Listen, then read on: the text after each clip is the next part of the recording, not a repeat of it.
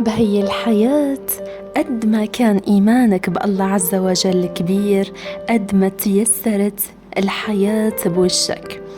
في عبارة بتقول: يؤتكم خيرا مما أخذ منكم.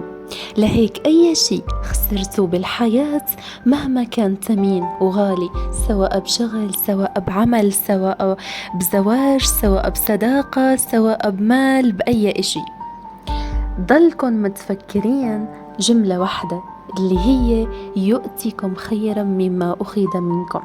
الله عز وجل كل شي بيعطينا إياه لحكمة، وكل شي بياخده منا لحكمة. لهيك القناعة والرضا هي السبيل الوحيد مشان الشخص يشعر بالأمان النفسي والرضا عن حاله وعن حياته. لأنه في كلمة أخرى بتقول: حين يرضى العبد بالقضاء يرفع الله البلاء. هي أساسيات الحياة بكل شغلة. يجب علينا إنه نحن نكون بس راضين بحكمة الله عز وجل.